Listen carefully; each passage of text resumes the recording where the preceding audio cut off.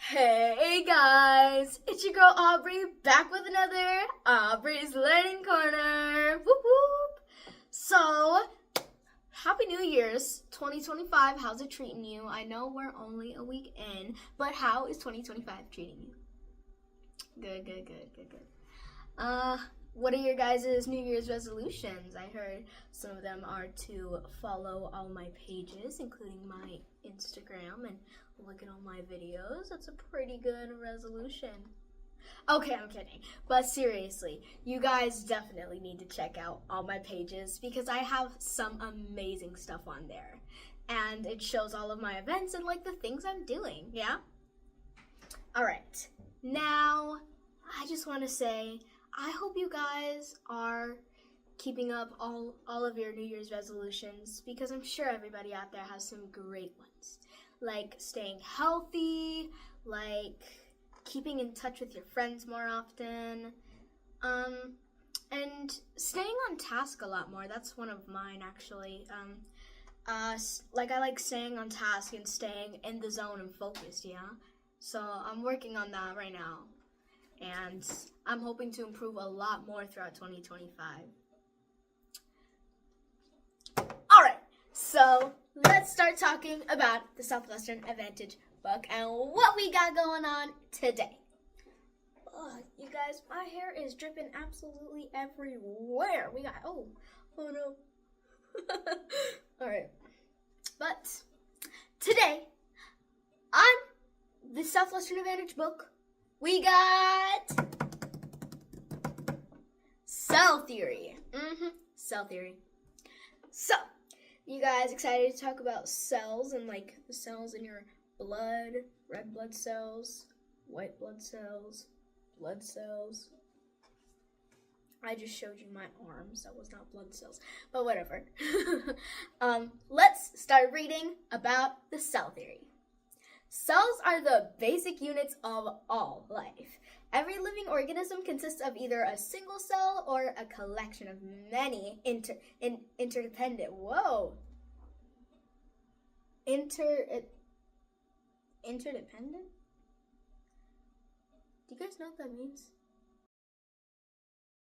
Bacteria are examples of single-celled or unicellular organisms. Multicellular organisms, composed of many cells, include most plants, fungi, and animals. I swear, you guys, this hair is everywhere. While some cells, frog eggs and certain nerve cells, for example, can be seen with the naked eye, most cells can only be seen using a microscope. You ever heard of a cell that you can see in real life?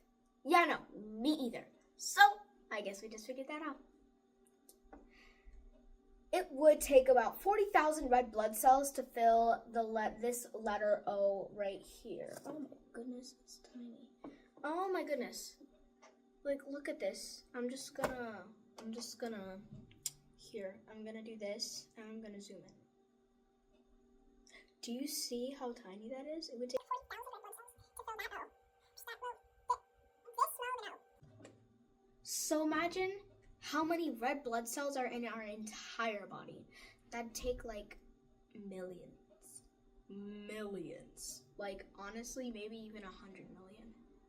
I'm sure we'll figure it out somewhere within this book. All right, sippy time. We got some juice and Sprite today. Pretty good. I think it's fruit punch and Sprite. I don't know if it's Sprite cranberry or Sprite because it's not that strong.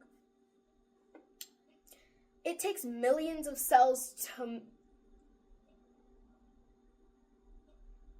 Okay. It takes millions of cells to make up the skin on the palm of your hand. So it probably takes like quadrillions or whatever is after that. Human beings and every multicellular organism develop from a single cell. Okay. How is this?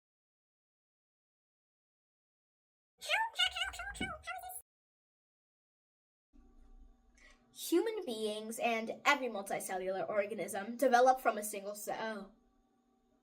Single cell? You've got to be kidding me. This body right here, yeah, this body, and that body, and those bodies. We all started from one cell. That's great to know. How does that happen, though? Hold on, that's actually a really good question. How does one cell, like just starting from one cell, how does one cell form a human body? That's actually an extremely good question. I'm going to have to Google that. Or try and find it in the book. That cell grows to a certain size and then divides. Each new cell grows and divides over and over again until it forms a complete organism. I don't think I'm going to have to Google it. I figured it out. Yeah. The theory that every form of life is made up of cells was developed in the 1800s. Cell theory consists of 3 basic principles. The cell is the fundamental unit of all life. I mean, yeah, definitely. All living organisms are made up of cells. Yeah, that makes sense. Every cell is the product of the division of a previously existing cell. I mean, yeah, that's basically what we just talked about. That makes a lot of sense, actually. Today, many different scientific specialists study the cell. Cell biologists deal with cells on every level. Cytologists study cell structure. Biochemists and biophysicists investigate cell physiology or function. Histologists study tissues, which are collections of similar cells such as muscles and blood. The human nerve cell is up to 2 meters in length. A chicken egg cell is approximately 30 millimeters in diameter, and a frog egg cell is approximately 1 millimeter in diameter. Human egg cell is about... what the heck is this? Okay, so it's like a line, right? Whatever the heck that is. Upside down R. M. Then an asterisk. What? Human nerve cell. Up to 2 meters in length. Oh wow, that's pretty big. Chicken egg cell. Approximately 30 millimeters in diameter. Wow. Frog egg cell. Approximately 1 millimeter in diameter. That's a big difference. Human egg cell. Approximately 100. What the heck is that? What's that? What is that? What's that? Sounds like I'm saying, what that? But seriously, what is that? I was like, oh, okay. I was saying we should just call it, but it's, micron. So yeah, that does look very confusing, but it is called a micron. And a micron is, 1 micron is equal to 0.000001 meters. Oh, okay. A human egg cell is approximately 1 micron in 100 microns in diameter. Oh wow. Human red blood cell, approximately 8 microns in diameter. Average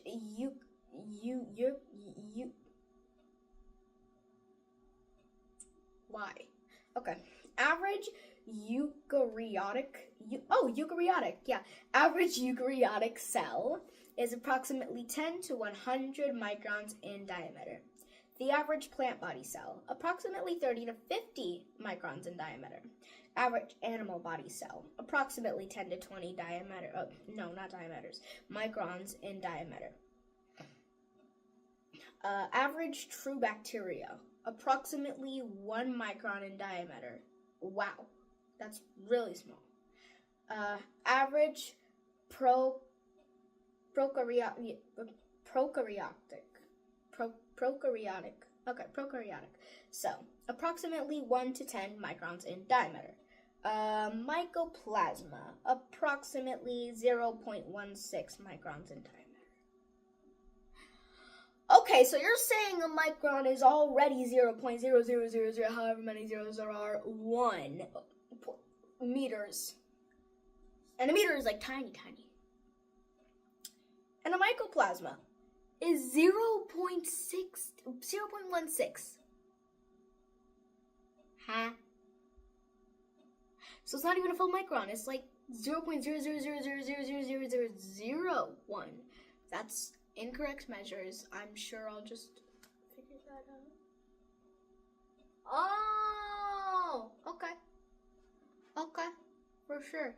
I don't know why I do this. I'm just staring into the distance and acting like I'm seeing something. I think I'm turning into a POV creator. Pikachu! Microscopes allow scientists to study the details of a cell. What was that noise? I don't know if you guys heard it, but I made the weirdest sound. It sounded like Alright, let's start reading again.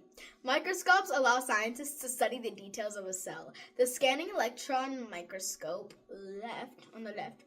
To the left. You good? To the left. What, to the left? Yeah. Okay. Can magnify an image up to 200,000 times. Up to 200,000 times. At this magnification, the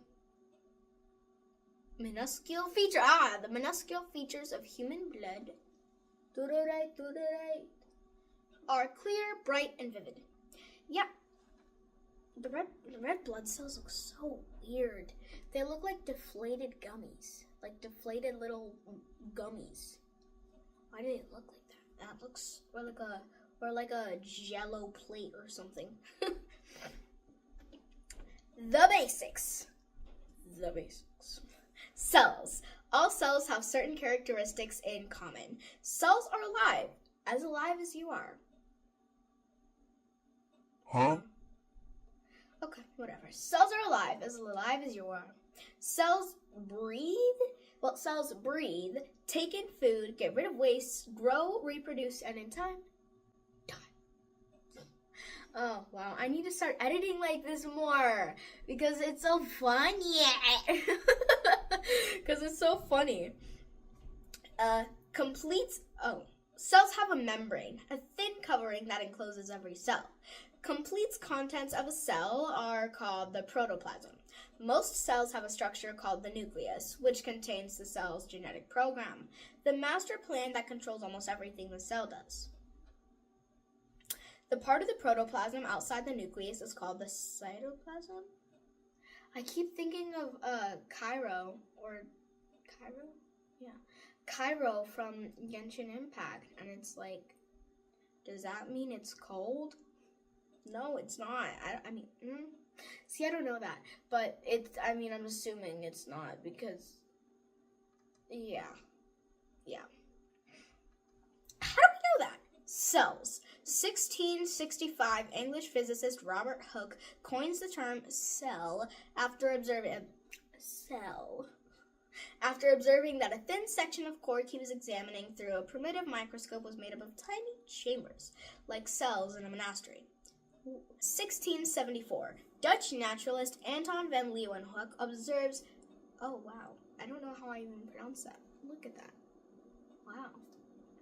Observes unicellular organisms, recognizing that the minuscule cells were not plants but functioning animals. He calls the bacteria and protozoa animalcules. That's interesting. 1805. German naturalist Lorenz Oken claims that every form of life is made up of cells. 1838. German botanist Matthias Jacob Schleiden studies plants under a microscope, shows that all plants are made up of cells. That is so cool. So basically, I believe this is proving that everything is made, like every living organism is made out of cells. Isn't that so cool? 1838, another 1838. German zoologist Theodor Schwann confirms that animals are also made out of cells and that living things grow when cells multiply.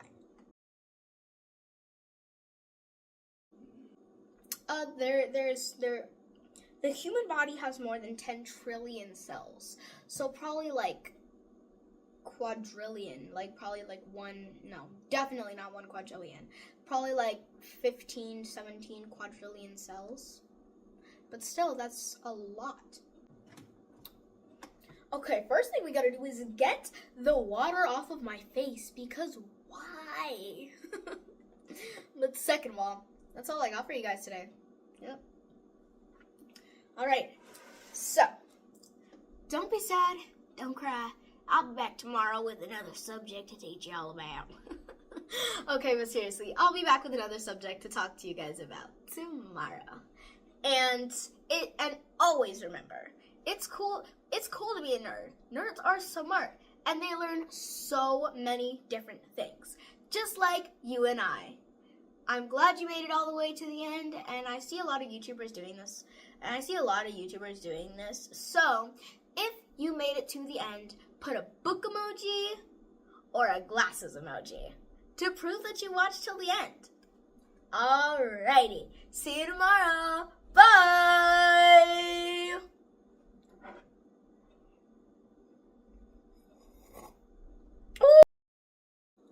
But first, the water gets off my face.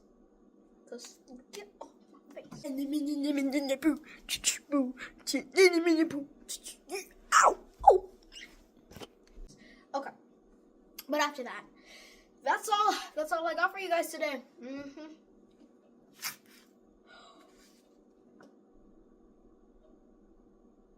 Oh my god. I kind of broke the paper. What am I supposed to do? The paper.